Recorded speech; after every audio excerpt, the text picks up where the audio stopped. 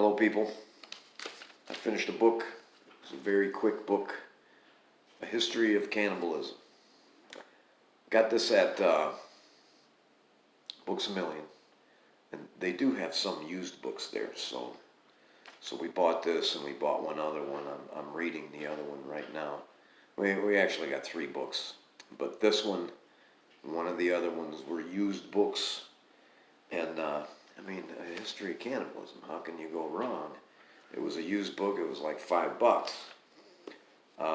It's a fairly new book, published in 2018, 296 pages, and I have found that anytime that there's some kind of atrocity, it's a real page turner. The book didn't start out too bad, but then towards the end, maybe the last third of the book discusses some of the famous cannibals, Dahmer, Geen, Edward Fish, and the last 1/3 of the book was kind of like murder porn. I read it really quickly, like two and a half days.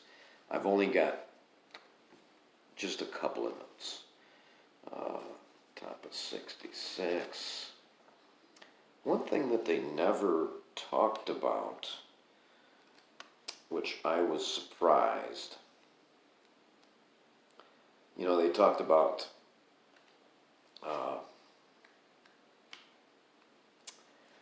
island people. When you think about cannibals, you think about islanders, you think about people in South America. They talked about that, yeah, but then they contrasted it with Europeans and some of the things that the Europeans did in the Dark Ages. Chiefly, they used bones and blood and stuff for medicine.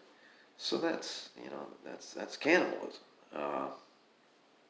One of the things that they never talked about, and I don't even know where I got this information from, but the Vikings were supposed to have, when they killed an enemy, they were supposed to have eaten their eyeballs, and then that would bring this person, that would make that person their slave when they finally went to Valhalla.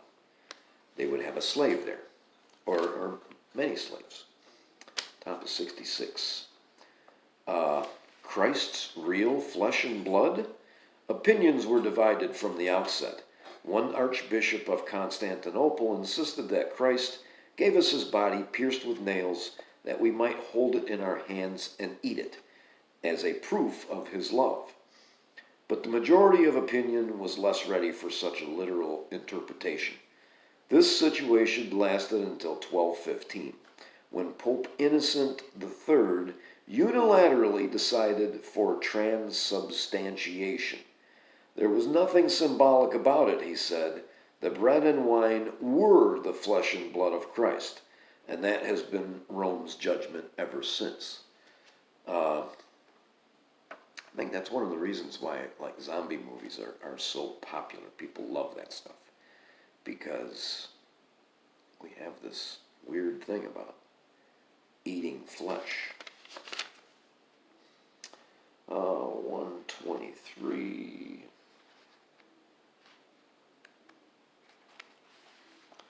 Bottom of one, last paragraph.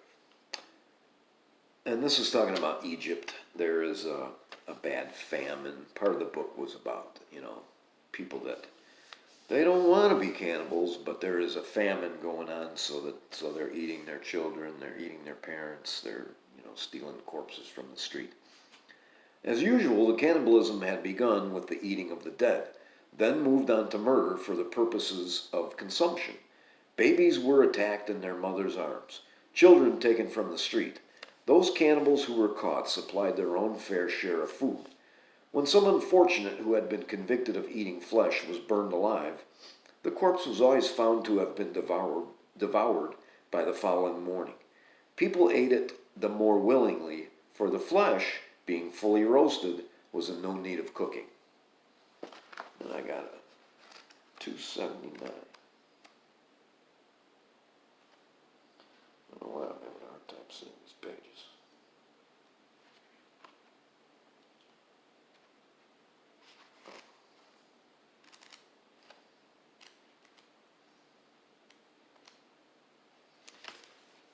Second paragraph. In Victorian times, both Edgar Allan Poe and Mark Twain tried variations on the drawing lots for dinner theme. Poe set his narrative of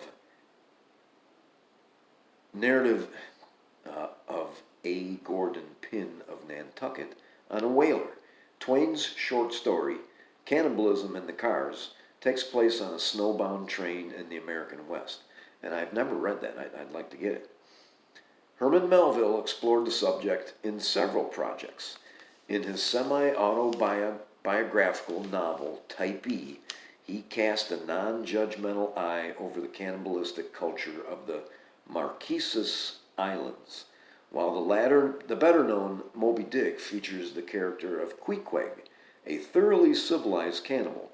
Both Flaubert's Salammbô and Tolstoy's Resurrection contain scenes of cannibalism. The former, set in a fictional antiquity, seems to revel in blood and entrails. I've read Type E. That was just a few books ago. Of course, I've read Moby Dick, and I've also read Salammbô. And I don't know that I was doing these videos when I read Salammbô. That's it. I am on another book, and